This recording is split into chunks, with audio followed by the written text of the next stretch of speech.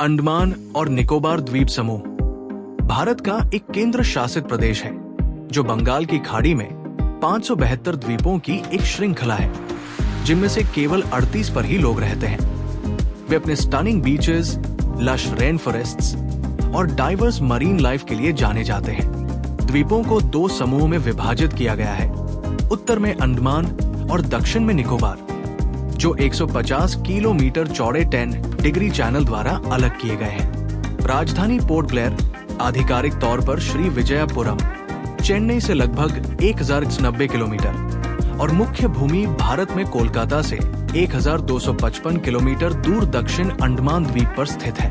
द्वीप विजिटर्स के लिए कई तरह की गतिविधियां प्रदान करते हैं। प्राचीन समुद्र तटों पर आराम करने के लिए यहाँ राधानगर बीच, एलिफेंट बीच और विजयेंद्र बीच सबसे लोकप्रिय है।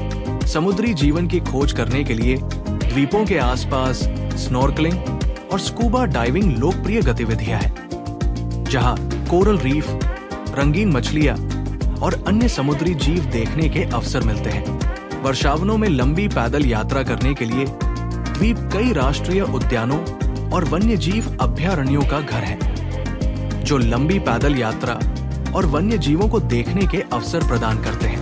ऐतिहासिक स्थलों का भ्रमण करने के लिए पोर्ट ब्लेयर में सेलुलर जेल एक पूर्व ब्रिटिश जेल है, जो अब एक संग्रहालय और स्मारक है। अंडमान और निकोबार द्वीप एक खूबसूरत और अनोखी जगह है, जो हर किसी के लिए कुछ न कुछ प्रदान करती है। चाहे आप एक आरामदायक समुद्र तट की छुट्टी, एक रोमांच से भरी यात्रा या एक सांस्कृतिक अनुभव की तलाश में हो, आपको यहाँ सब कुछ मिलेगा।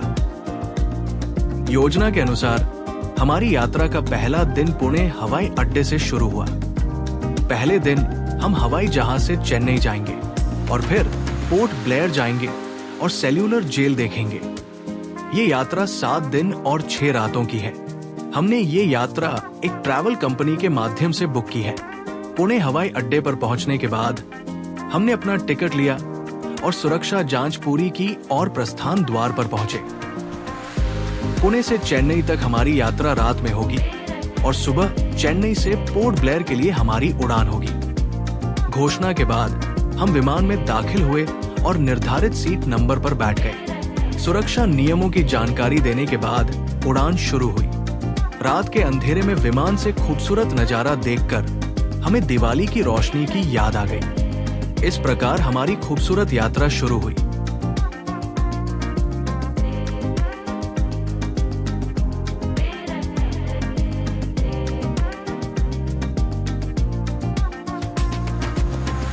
लगभग 2 घंटे के सफर के बाद हम चेन्नई एयरपोर्ट के पास पहुंचे। यहाँ भी रात में चेन्नई शहर का खूबसूरत नजारा देखने को मिला।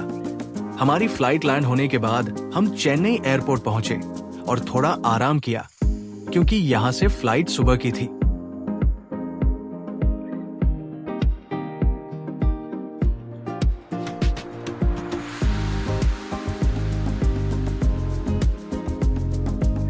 सुबह नियत समय पर चेन्नई से पोर्ट ब्लेयर यानी श्री विजयपुरम तक की हमारी यात्रा शुरू हुई। ये सफर करीब 2.5 घंटे का था और हम करीब 12 बजे पहुंचने वाले थे। उड़ान के समय मौसम बादलमय था, लेकिन जब विमान सही ऊंचाई पर पहुंचा तो सूरज चमक गया और विमान से दृश्य बहुत सुंदर था और हमने इसका आनंद लिया।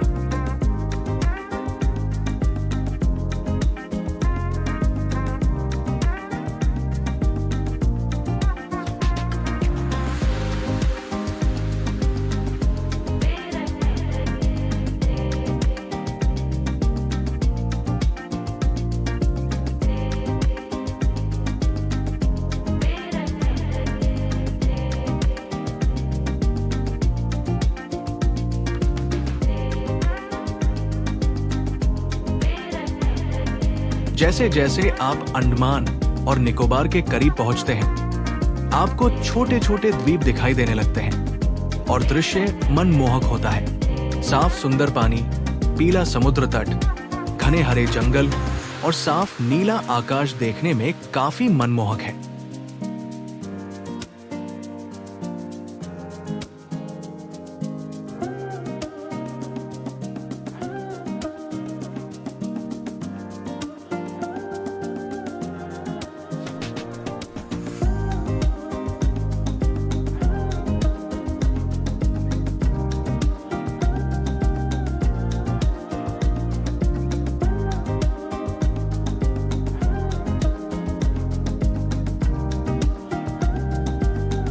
पोर्ट ब्लेयर शहर के खूबसूरत नजारे के साथ हम वीर सावरकर अंतर्राष्ट्रीय हवाई अड्डे पर पहुंचे। हर कोई यहां आना चाहता है और आज यहां आकर हमें बहुत खुशी हुई। हम अपना सारा सामान लेकर बाहर आ गए। हमारी ट्रैवल कंपनी ने उन्हें लेने के लिए अपना एक आदमी भेजा था। मुझे बाहर एक खूबसूरत माहौल का एहसास होने लगा।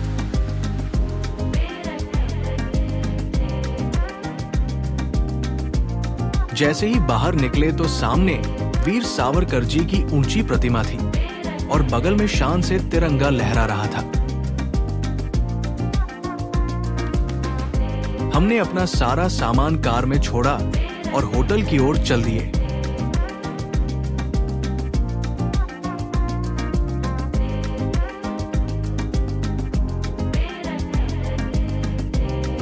ये पहले दिन के लिए हमारा होटल है। फ्रेश होने के बाद हम सेल्यूलर जेल देखने जाएंगे। होटल से पोर्ट ब्लेयर शहर का सुंदर दृश्य दिखाई देता है। सेल्यूलर जेल, ये जेल अंग्रेजों द्वारा भारतीय स्वतंत्रता संग्राम के सेनानियों को कैद रखने के लिए बनाई गई थी, जो कि मुख्य भारत भूमि से हजारों किलोमीटर दूर स्थित थी। ये काला पानी के नाम से कुख्यात थी।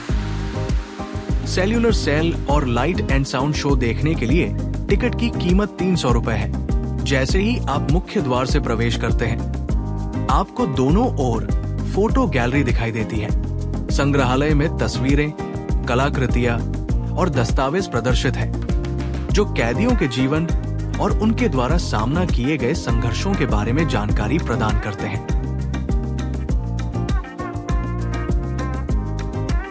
पोर्ट ब्लेयर के बीचों बीच स्थित स्वातंत्र्य ज्योत सिर्फ एक पर्यटक आकर्षण नहीं है। ये भारत के स्वतंत्रता सेनानियों द्वारा किए गए बलिदानों के लिए एक गंभीर श्रद्धांजलि है। ये स्मारक गर्व से खड़ा है और आगंतुकों को औपनिवेशिक इतिहास के उस काले अध्याय की याद दिलाता है, जब सेल्यूलर जेल राजनीतिक कैदियों के लिए एक कुख्यात जेल के रूप में काम करती थी।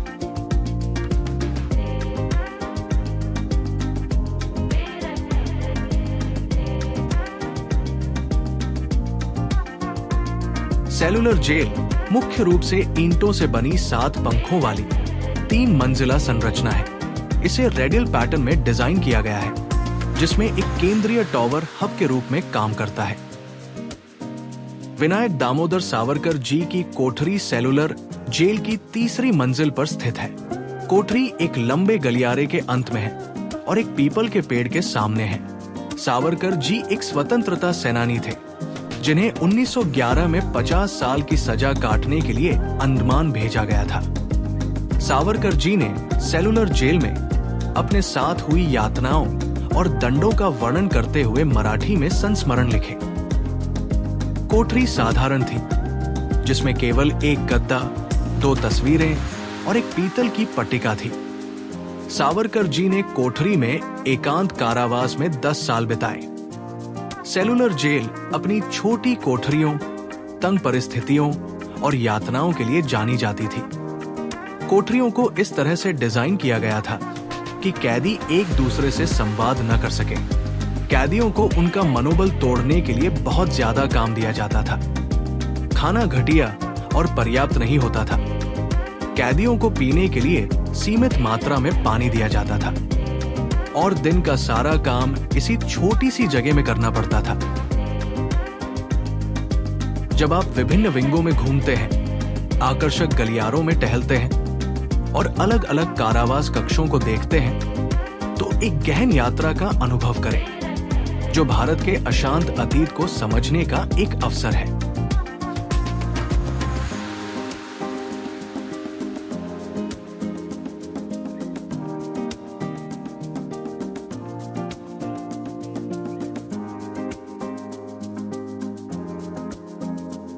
केंद्रीय मीनार में जेल में कैद सभी स्वतंत्रता सेनानियों के नाम अंकित हैं, जिनमें अधिक बंगाली नाम आते हैं।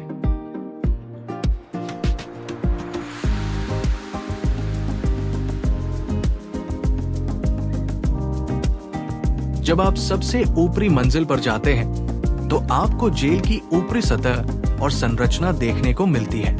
ऊपर से हमें जेल और उसके आसपास प्रकृति और यहाँ के समुद्र का खूबसूरत नजारा दिखता है।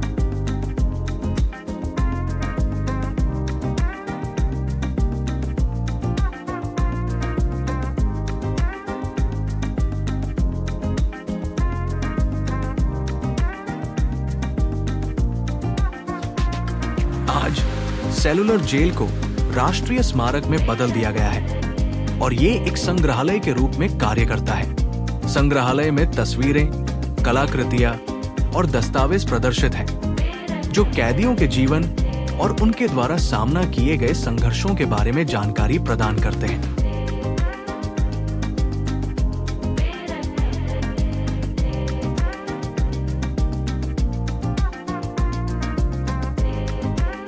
सेलुलर जेल में कैदियों के लिए कार्यशालाएं थी। इन कार्यशालाओं में कैदियों को नारियल की जटाएं पीसने, तेल पीसने और रस्सी बनाने जैसे काम दिए जाते थे। कैदी रेशे निकालने के लिए नारियल के सूखे छिलके को पीसते थे। तेल निकालने के लिए सूखे नारियल और सरसों को मशीन में पीसते थे। नारियल की जटाओं से निकाले गए रेशों से रस्सी बनाते थे। नारियल के खोल से हुक के लिए बल बनाते थे।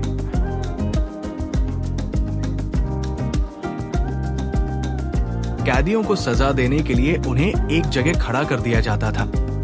उनके हाथ बांध दिए जाते थे और उनके पैरों को एक लकड़ी के तख्ते में बंद कर दिया जाता था और उनकी पीठ पर डंडे से पिटाई की जाती थी।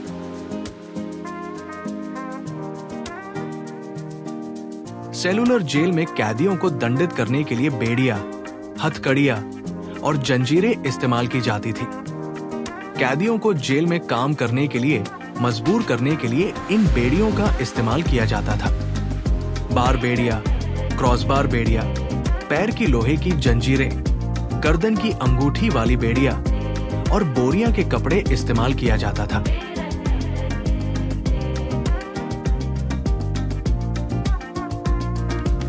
सेलुलर जेल में फांसी का तख्ता मुख्य प्रवेश द्वार के दाईं और परिसर की दीवार के पास स्थित था। इस तख्ते पर एक साथ 3 लोगों को फांसी दी जा सकती थी। फांसी पर लटकाए गए कई स्वतंत्रता सेनानियों के अवशेषों को समुद्र में फेंक दिया गया था।